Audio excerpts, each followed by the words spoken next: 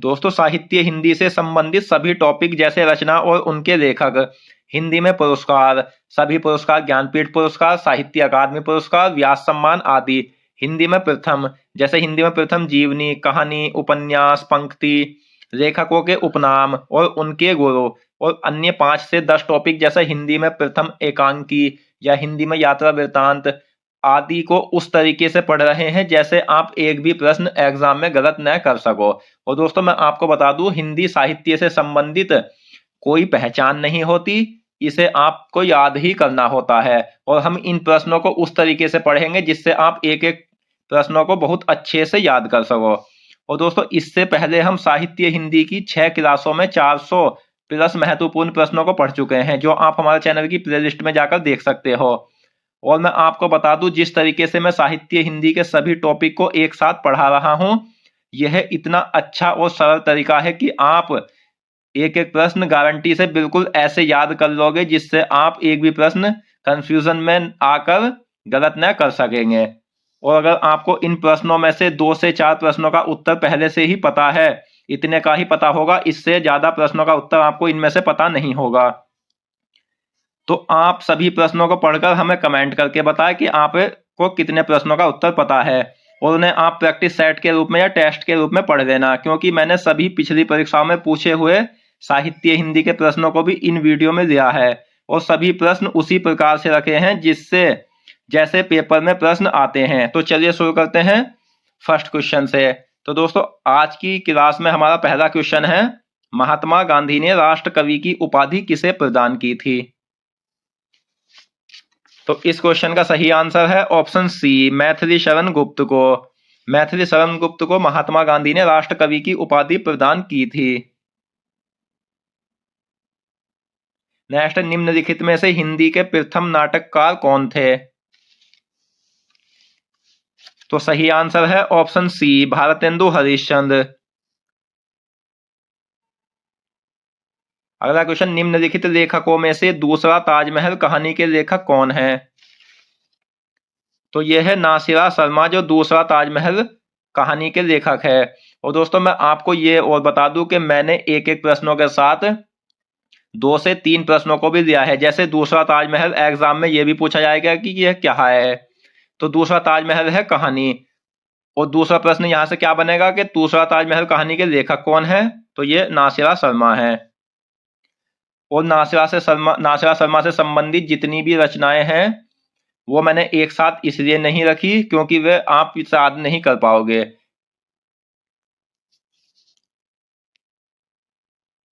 Next, भक्ति काल के संप्रदाय न्याय दर्शन के संस्थापक कौन है? तो ये है ऑप्शन ए, गौतम, जो भक्ति काल के संप्रदाय न्याय दर्शन के संस्थापक है। दोस्तों यहां से एक प्रश्न ये बनेगा, और आपको याद भी रखना है कि जितने भी अधिकतर संप्रदाय हैं वो भक्ति काल से संबंधित है। नेक्स्ट, पार्वती मंगल और जानकी मंगल, ये 2 रचनाएं हैं, के लेखक कौन है? तो सही आंसर है ऑप्शन बी, तुलसीदास। और दोस्तों मैं यहाँ एक बात और आपको बता देता हूं कि तुलसीदास से संबंधित जितने भी महत्वपूर्ण फैक्ट्स या और इंपॉर्टेंट क्वेश्चन बन सकते हैं वो मैं हर वीडियो में अलग अलग इसलिए नहीं बता रहा क्योंकि इससे समय ही बर्बाद होगा। यह हम पिछली वीडियो में पढ़ चुके हैं जो इनसे संबंधित अन्य रचनाएं हैं और फैक्ट्स है। क्योंकि जो स्टूडेंट डेली क्लास अटेंड कर रहे हैं, अगर एक ही बात हर वीडियो में बताई जाए तो उससे उनका समय खराब होगा। तो पिछली क्लासों को आप हमारी चैनल की प्लेलिस्ट में जाकर देख सकते हो, उसमें सभी के सभी काफी ज्यादा महत्वपूर्ण प्रश्न हैं। नेक्स्ट, किस काल के अधिकांश कवि दरबार में अर्थात राजाओं के दरबार में कविता करते थे? तो यह आपको याद रखना है कि रीति काल के जितने भी कवि थे वे दरबारी कवि थे, यानी राजाओं के दरबार में रहकर कविता करते थे। नेक्स्ट, भक्तिकालीन रचना चंदायन के लेखक कौन है? पिछली क्लासों में हम लेखक और उनके काल को पढ़ चुके हैं, तो वहां से एक प्रश्न दोस्तों ऐसा बनता है, जैसे आपको किसी भी लेखक की रचना दे देगा और पूछेगा कि यह रचना किस काल से संबंधित है, तो आप रचनाओं को तो याद नहीं कर पाओगे क्योंकि रचनाएं बहुत ज्यादा है, और रचनाओं को भी हम 500 से 1000 प्रश्नों में पढ़ेंगे। तो दोस्तों उसे याद करने पहचानने का एक ही तरीका है कि आपको रचनाओं के कवियों को याद करना है, और जो कवि जिस काल का है वो ही रचना उस काल की है। तो भक्ति कालीन रचना चंदायन के लेखक है ऑप्शन सी मुल्ला दाऊद। अगला क्वेश्चन, भक्ति कालीन रचना चंदायन किस भाषा में है? एक प्रश्न ऐसे भी बनता है। तो भक्ति कालीन रचना चंदायन जो है दोस्तों वो अवधी भाषा में है।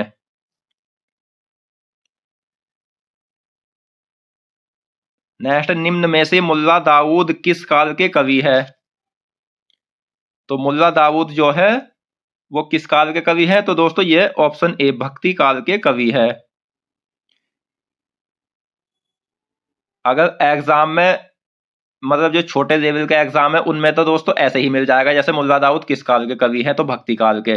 लेकिन बड़े एग्जाम जैसे यूपीएसआई हुआ और उससे ऊपर हुआ आरओ या समीक्षा अधिकारी, और उससे भी अलग कोई हिंदी का एग्जाम हुआ जो हाई लेवल का है, तो उसमें ऐसे भी पूछा जा सकता है कि भक्ति काल जो था वो दोस्तों वो दो भागों में डिवाइड था। एक था निर्गुण काव्य धारा और दूसरा था सगुण काव्य धारा, जो हम पिछली क्लासों में पढ़ चुके हैं। तो ये या तो ये निर्गुण काव्य धारा लिख कर दे देगा कि मुल्ला दाऊद किस किस धारा के कवि है, या फिर देगा प्रेमाश्री किस शाखा के कवि है। इसे सूफी काव्य भी कहा जाता है, यह आपको याद रखना है। और जितने भी प्रकार से एग्जाम में एक प्रश्न जैसे 3 प्रकार से बन सकता है, तो मैंने सभी के सभी उतने ही प्रकार से रखे हैं जितने प्रकार से एग्जाम में वो प्रश्न बन सकते हैं। नेक्स्ट, रीतिकालीन कवि चिंतामणि किस दरबार से संबंधित है?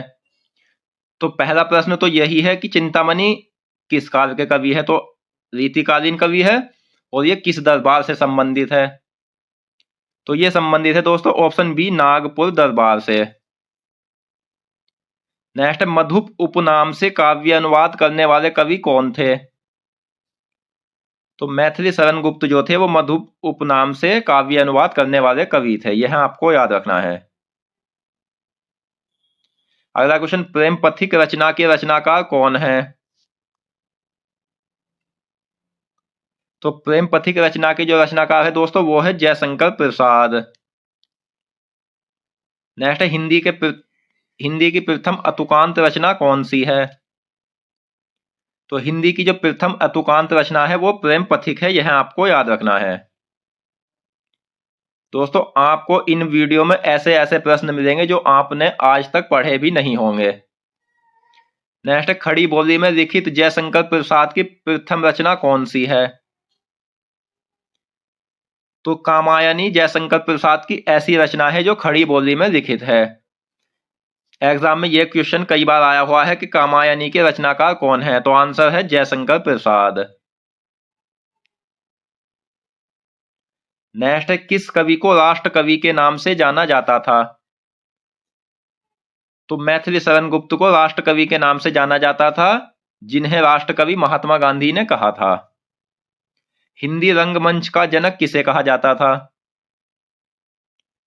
तो हिंदी रंगमंच के जो जनक कहलाते हैं दोस्तों वो कहलाते हैं भारतेंदु हरिश्चंद्र।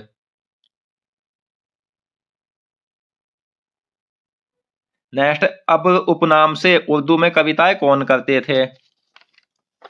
तो ये करते थे प्रेमघन। अगला क्वेश्चन, प्रथम सरस्वती सम्मान 1991 में मिला था, वो किसे मिला था? तो दोस्तों मैं आपको बता दूं, प्रथम सरस्वती सम्मान की मतलब सरस्वती सम्मान की जो स्थापना हुई थी वो 1991 में हुई थी। ये हम पिछली वीडियो में पढ़ चुके हैं, और इसकी स्थापना किसने की थी या ये किसके द्वारा दिया जाता है तो यह भी हम पीछे पढ़ चुके हैं, आप वो वीडियो देख लेना। तो ये दोस्तों ये मिला था ऑप्शन ए हरिवंश राय बच्चन को 1991 को। अगला क्वेश्चन, प्रथम सरस्वती सम्मान हरिवंश राय बच्चन को किस रचना पर मिला था? प्रश्न ऐसे भी बन सकता है। तो ये मिला था क्या भूलूं क्या याद करूं। और दोस्तों यह भी एग्जाम में पूछा जा सकता है कि क्या भूलूं क्या याद करूं किस लेखक की रचना है, तो आंसर होगा हरिवंश राय बच्चन। यहां से एक पॉइंट यह भी याद रखना है कि यह आत्मकथा 4 भागों में विभक्त थी। प्रश्न बनता है कि हरिवंश राय बच्चन की कौन सी रचना 4 भागों में विभक्त थी, तो आपका आंसर क्या भूलूं क्या याद करूं होगा। अगला क्वेश्चन, लोकनायक किस कवि को कहा जाता था? तो दोस्तों लोकनायक कवि जो कहलाते थे वो तुलसीदास जी कहलाते थे, और अन्य कवियों के उपनाम हम पीछे भी पढ़ चुके हैं। नेक्स्ट है, जयशंकर प्रसाद के गुरु कौन थे? तो जयशंकर प्रसाद के गुरु थे ऑप्शन ए मोहिनी लाल। दोस्तों मैं आपको एक बात बता दूं कि जैसे मान लो किसी कवि का उपनाम या कवियों के गुरु अगर मैं एक साथ आपको पढ़ाता तो वहां एक साथ पढ़ने में याद होने में थोड़ी कठिनाई होती है। तो इसीलिए मैंने पिछली क्लासों में भी कुछ कवियों के उपनाम बताए हैं और कुछ आगे भी बताए हैं और कुछ इस क्लास में भी मैं आपको बता रहा हूं, क्योंकि दोस्तों माइंड की एक विशेषता यह होती है कि यह नई चीज को बहुत अच्छे से याद कर लेता है। और जो एक साथ आप किसी भी 10 चीज या 10 प्रश्नों को एक साथ पढ़ोगे तो वहां आपका मन थोड़ा पढ़ने में लगना कम हो जाता है। तो इसलिए मैंने इस टॉपिक को नए तरीके से पढ़ा रहा हूं। लेकिन आप एक बात मेरी याद रखना कि फुल गारंटी के साथ आपका साहित्य हिंदी का कोई प्रश्न आपसे बचेगा नहीं अगर आप इन सभी क्लासों को अटेंड कर लेते हो तो। नेक्स्ट, माटी की मूर्ति जो कि एक संस्मरण है। पहला प्रश्न तो यही बनेगा कि माटी की मूर्ति क्या है, तो आंसर होगा संस्मरण। और इसके लेखक कौन है? तो माटी की मूर्ति संस्मरण के लेखक है दोस्तों रामवृक्ष बेनीपुरी। और मैंने साथ ही क्यों रखा है, यह डायरेक्ट क्वेश्चन ऐसे भी बनता है एग्जाम में कि माटी की मूर्ति के लेखक कौन है। तो दोस्तों मैंने संस्मरण क्यों रखा है, क्योंकि आप जब इसे पढ़ोगे जैसे माटी की मूर्ति संस्मरण, तो संस्मरण खुद ही आपको याद हो जाएगा साथ के साथ। अगला क्वेश्चन, रामवृक्ष बेनीपुरी का पहला संस्मरण क्या था? तो रामवृक्ष बेनीपुरी का जो पहला संस्मरण था वो था माटी की मूर्ति। नेक्स्ट, मेरे राम का मुकुट भीग रहा है जो कि एक निबंध है के लेखक कौन है? तो सही आंसर है ऑप्शन ए विद्यानिवास मिश्र, मेरे राम का मुकुट भीग रहा निबंध के लेखक है। अगला क्वेश्चन, मोहन राकेश का अधूरा नाटक कौन सा है? तो दोस्तों मोहन राकेश का जो अधूरा नाटक है वो है पैर तले जमीन। एग्जाम में प्रश्न यहां से भी बनता है कि पैर तले जमीन देकर आपसे पूछेगा कि पैर तले जमीन नाटक के लेखक कौन है, तो आंसर होगा मोहन राकेश। नेक्स्ट है, सूरज का सातवां घोड़ा जो कि एक उपन्यास है के लेखक कौन है? तो सही आंसर है option B Dharamvir Bharati. Next, Khari Boli Hindi को काव्य भाषा के रूप में प्रतिष्ठित करने का श्रेय किसे जाता है? तो ये जाता है हजारी प्रसाद द्विवेदी को। अगला क्वेश्चन, जयशंकर प्रसाद का प्रथम काव्य संग्रह कौन सी रचना है? तो दोस्तों जयशंकर प्रसाद का जो प्रथम काव्य संग्रह है वो है कानन कुसुम। पहला क्वेश्चन, कानन कुसुम के लेखक कौन है? जयशंकर प्रसाद। और अगर ऐसे पूछा जाए कि जयशंकर प्रसाद का प्रथम काव्य संग्रह कौन सी रचना है, तो जब आंसर होगा कानन कुसुम। दोस्तों अगर आपको वीडियो पसंद आ रही है, वीडियो की क्वालिटी पसंद आ रही है या वीडियो के जो प्रश्न है वो पसंद आ रहे हैं, तो प्लीज वीडियो को लाइक एंड शेयर जरूर करें और हमें कमेंट बॉक्स में बताएं कि आपको यह वीडियो कैसे लगी। और दोस्तों आप कमेंट भी कर दिया करो और आपको कमेंट बॉक्स में यह भी बताना है कि आप कहां से हो, यानी किस स्टेट के हो या किस जिले के हो। नेक्स्ट, खड़ी बोली के प्रथम स्वतंत्रतावादी कवि कौन माने जाते हैं? तो ये माने जाते हैं ऑप्शन बी श्रीधर पाठक।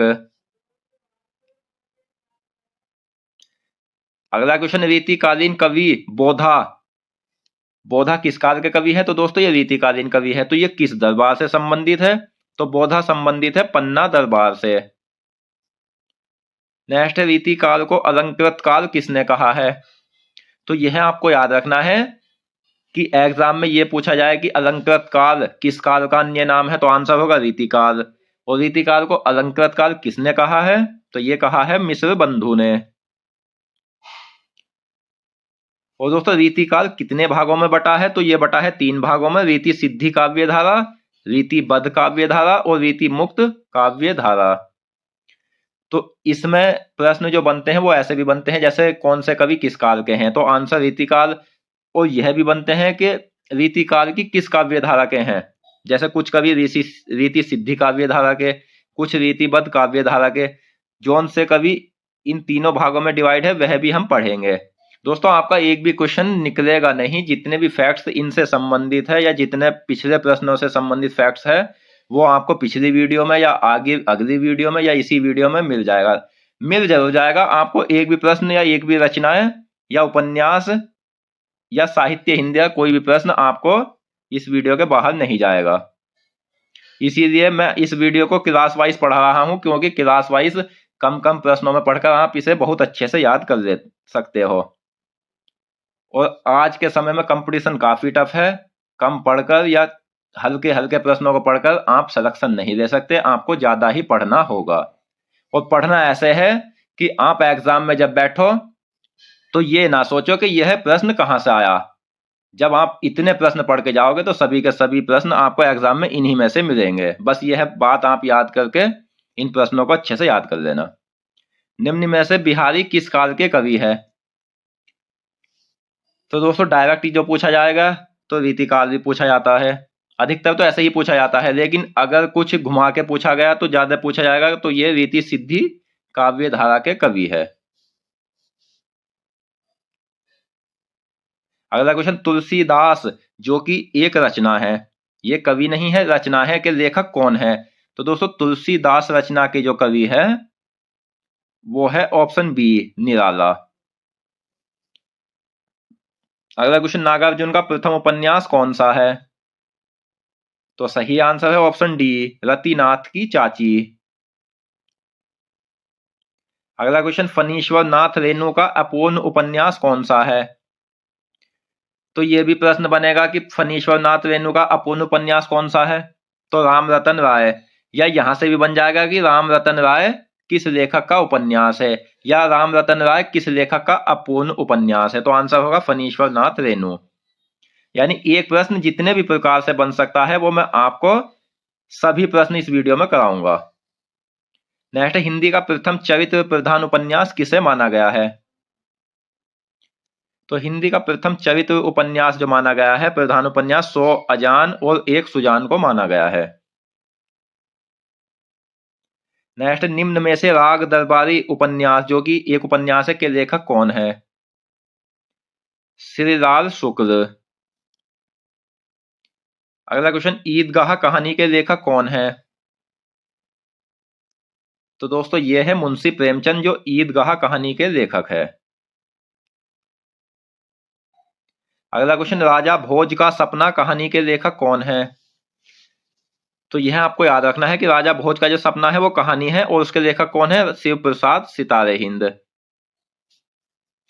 दोस्तों मैं हर प्रश्न को डीपली या इसी प्रकार से इसलिए रखा है क्योंकि जो स्टूडेंट पहली बार एग्जाम देंगे तो उन्हें कंफ्यूजन हो जाता है, वह एग्जाम में ज्यादातर प्रश्नों को गलत कर लेते हैं। तो मैंने उसी प्रकार से सभी प्रश्न रखे हैं जिस प्रकार से एग्जाम में आपको रखे हुए मिलेंगे। आप इन्हें अपनी नोटबुक में नोट्स के रूप में लिख लेना क्योंकि लिखा हुआ बहुत अच्छे से याद हो जाता है। नेक्स्ट, प्रेमचंद की पहली कहानी क्या थी? तो प्रेमचंद की पहली कहानी थी ऑप्शन बी परीक्षा। अगला क्वेश्चन, राजा भोज का सपना वो तो जो पीछे पढ़ी है वो थी कहानी, यह है निबंध, के लेखक कौन है? तो सही आंसर है ऑप्शन बी शिव प्रसाद सितारे हिंद। अगला क्वेश्चन, धरती का धन किस कवि को कहा जाता था? तो धरती का धन जो कहलाते हैं वो कौन से कवि कहलाते हैं दोस्तों? फणीश्वर नाथ रेणु। अगला क्वेश्चन, मैथिली शरण गुप्त के गुरु कौन थे? सही आंसर है option A Mahavir Prasad Dwivedi.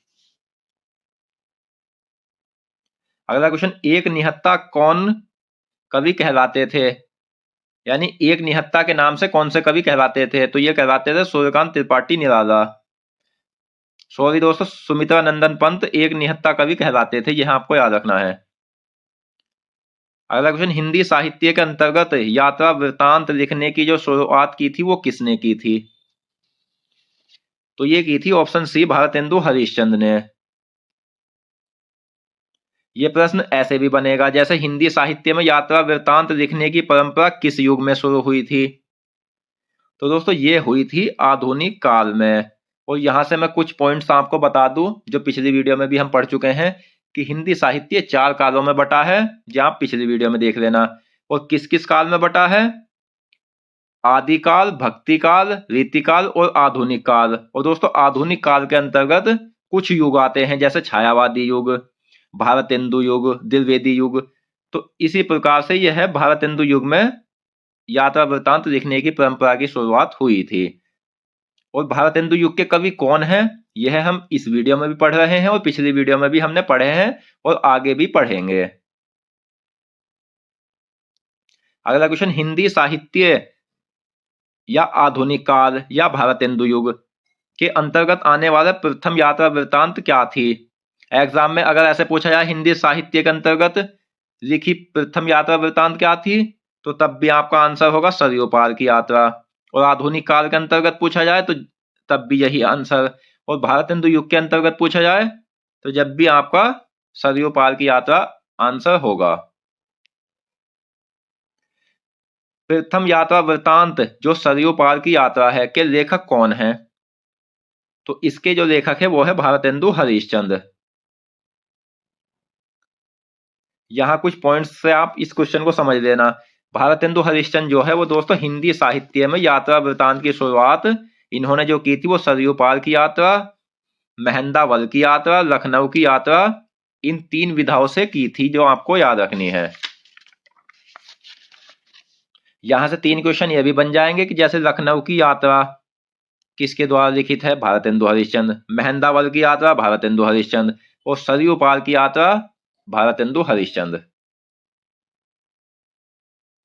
Next, chief की दावत जो कि एक कहानी है के लेखक कौन है? सही आंसर है option D, Bhishma Sahni. Next, अनाम दास का पोथा उपन्यास के लेखक कौन है? तो दोस्तों अनाम दास का जो पोथा है वो एक उपन्यास है, इसके लेखक है option D, Hazari Prasad Dwivedi. Next, सुहाग के नूपुर जो कि एक उपन्यास है के लेखक कौन है? सही आंसर है ऑप्शन ए, अमृतलाल नागर। अगला क्वेश्चन, प्रथम नाटककार, प्रथम निबंधकार, प्रथम आलोचक एवं प्रथम पत्रकार कौन माने जाते हैं? तो अगर एग्जाम में ऐसे प्रश्न आए तो आंसर होगा भारतेंदु हरिश्चंद्र।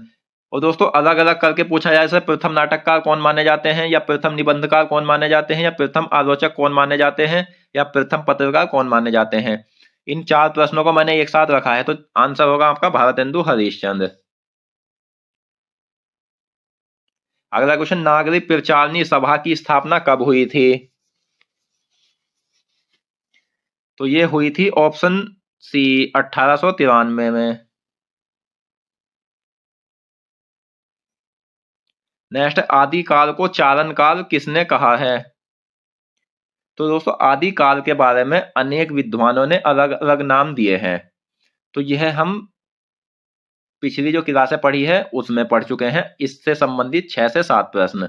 और आदिकाल को चारण काल जो कहा है तो ये कहा है जॉर्ज गिरियर्सन ने। नेक्स्ट, रासो ग्रंथ किस भाषा में लिखे गए हैं? तो रासो ग्रंथ जो लिखा गया है वो लिखा गया है ब्रज भाषा में। नेक्स्ट है और काफी ज्यादा इंपॉर्टेंट है, प्रथम प्रमाणिक रासो ग्रंथ क्या है? तो प्रथम प्रमाणिक रासो ग्रंथ है संदेश रासक, जिसके लेखक अब्दुल रहमान है। नेक्स्ट, निम्न में से महापुराण के लेखक कौन है? तो महापुराण के जो लेखक है वो है पुष्य दंत। दोस्तों इन सभी प्रश्नों को पढ़कर आपको साहित्य हिंदी से संबंधित कोई किताब या अन्य किसी और प्रश्नों को पढ़ने की कोई आवश्यकता नहीं पड़ेगी। इन्हें पढ़कर आप किसी भी छोटे से लेकर बड़े एग्जाम जैसे यूपी पुलिस कांस्टेबल या UPSI, UP triple SC PAT या हिंदी का कोई भी एग्जाम हो वो दे देना। इससे बाहर प्रश्न आपको उन एग्जाम में नहीं मिलेंगे। चाहे आप पिछले एग्जाम या कोई प्रैक्टिस सेट को उठाकर इन प्रश्नों का लेवल चेक कर सकते हो। और यह तो आपको इन प्रश्नों को देखकर ही लग रहा होगा यह कितने इंपॉर्टेंट क्वेश्चंस है। और मैं जिस टॉपिक को पढ़ाता हूं तो उसे ज्यादा प्रश्नों के साथ इसीलिए पढ़ाता हूं ताकि आप एक भी प्रश्न एग्जाम में गलत न कर सको, और सभी के सभी मैं इंपॉर्टेंट क्वेश्चन छांट कर पढ़ाता हूं। नेक्स्ट, निम्न में से पुष्यदंत किस काल के कवि हैं? तो पुष्यदंत किस काल के कवि हैं दोस्तों? यह भी काफी ज्यादा महत्वपूर्ण है। तो यह है ऑप्शन बी, आदिकाल के कवि। नेक्स्ट, मुल्ला दाऊद को प्रेमाख्यान परंपरा का प्रवर्तक किसने माना है? तो ये माना है ऑप्शन डी, राम कुमार वर्मा ने। पहला क्वेश्चन तो यही बनेगा कि प्रेमाख्यान परंपरा का प्रवर्तक कौन है? तो मुल्ला दाऊद। और अगर ऐसे पूछा जाए कि राम कुमार वर्मा के अनुसार या मुल्ला दाऊद को किसने माना है, तो ये आंसर होगा राम कुमार वर्मा। नेक्स्ट, भक्तिकालीन रचना जो कि अग्नि परीक्षा है के लेखक कौन है? तो दोस्तों भक्तिकालीन रचना जो है वो यानी अग्नि परीक्षा भक्तिकालीन रचना है और इसके लेखक हैं तुलसीदास। और तुलसीदास की जितनी भी रचनाएं हैं वो आपको याद कर लेनी है, और वे रचनाएं सभी भक्ति काल की हैं क्योंकि तुलसीदास जी खुद भक्ति काल के कवि है। नेक्स्ट, निम्नलिखित में से प्रेम वाटिका के लेखक कौन है? तो सही आंसर है ऑप्शन सी, रसखान। अगला क्वेश्चन, निम्न में से रसखान किस काल के कवि हैं? इस प्रकार से ज्यादातर प्रश्न यूपीएसआई में पूछे जाते हैं। तो ये जो कवि है वो है भक्ति काल के कवि। ये भक्ति काल की सगुन काव्य धारा की कृष्णाश्री शाखा के कवि है। नेक्स्ट, रीतिकालीन कवि रघुनाथ। रघुनाथ रीतिकाल के कवि है, किस दरबार से संबंधित है? तो ये संबंधित है काशी दरबार से। नेक्स्ट, रीतिकाल को रीतिकाल किस कवि ने कहा है? तो दोस्तों रीतिकाल के बारे में भी अनेक नाम दिए गए हैं जो अलग अलग कवियों ने दिए हैं। तो जिनमें से रीतिकाल को रीतिकाल कहा है रामचंद्र शुक्ल ने। और अन्य कवियों ने क्या क्या नाम दिया है रीतिकाल को, तो वो भी हम पढ़ेंगे। नेक्स्ट, चिंतामणि रीतिकाल की किस काव्य धारा के कवि है? तो चिंतामणि जो है वो रीतिबद्ध काव्य धारा के कवि है। रीतिकाल का और कलाकाल किसने कहा था? तो रीतिकाल को जो कलाकाल कहा है वो कहा है रमाशंकर शुक्ल यानी रसाल ने। और दोस्तों यह भी आपको याद कर लेना है कि आदिकाल को अन्य किस किस नाम से जाना जाता था, क्योंकि यह भी एग्जाम में ऐसे बनेगा कि वीर गाथा काल किस काल को कहा जाता है। तो आंसर होगा आदिकाल। तो इसी प्रकार से आदिकाल के जो अन्य नाम थे वो वीर गाथा काल, सिद्ध सामंत काल, चारण काल, प्रारंभिक काल, बीजापन काल, वीर काल, शून्य काल, संधि काल एवं चारण काल और आधार काल। नेक्स्ट, बानी किस लेखक की रचना है? तो बानी जो लेखक है, बानी जो रचना है वो है रैदास की रचना, जिन्हें रविदास के नाम से भी जाना जाता है। अयोध्या का उद्धार किस लेखक की रचना है? तो यह है जयशंकर प्रसाद की रचना। नेक्स्ट, कुकुरमुत्ता किस लेखक की रचना है? सही आंसर है ऑप्शन बी, सूर्यकांत त्रिपाठी निराला की। मिलजुल वन उपन्यास के लेखक कौन है? तो मिलजुल वन जो उपन्यास है उसके लेखक है मृदुला गर्ग। यहां से इंपॉर्टेंट क्वेश्चन यह बनता है कि मिलजुल वन उपन्यास पर मृदुला गर्ग को कौन सा पुरस्कार मिला था? तो ये मिला था साहित्य अकादमी पुरस्कार। दोस्तों अगर आपको हमारी मेहनत पसंद आ रही है तो प्लीज हमारे चैनल को सब्सक्राइब जरूर कर लेना, और हमें कमेंट बॉक्स में भी बताना कि आपको यह वीडियो कैसी लगी, और यह भी जरूर बताना कि आप कहां से हो, यानी आप कहां से बिलोंग करते हो। नेक्स्ट, नमक का दारोगा कहानी के लेखक कौन है? तो यह है मुंशी प्रेमचंद जो नमक का दारोगा कहानी के लेखक है। नेक्स्ट, हटी हम्मीर नाटक के लेखक कौन है? तो हटी हम्मीर जो नाटक है उसके लेखक है प्रताप नारायण मिश्र। अगला क्वेश्चन, अंडे के छिलके नाटक के लेखक कौन है? सही आंसर है मोहन राकेश। एक शहर की मौत जो कि एक कहानी है के लेखक कौन है? एक शहर की मौत जो कहानी है उसके लेखक है अमृता प्रीतम, ऑप्शन सी। अगला क्वेश्चन, निम्नलिखित में से दिल्ली दूर है उपन्यास के लेखक कौन है?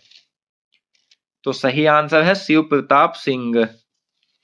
तो दोस्तों आज की इस वीडियो में हमने साहित्य हिंदी से संबंधित पार्ट 7 में काफी ज्यादा महत्वपूर्ण प्रश्नों को पढ़ा और मैं आशा करता हूं ये क्वेश्चन आपको अच्छे से समझ आ गए होंगे।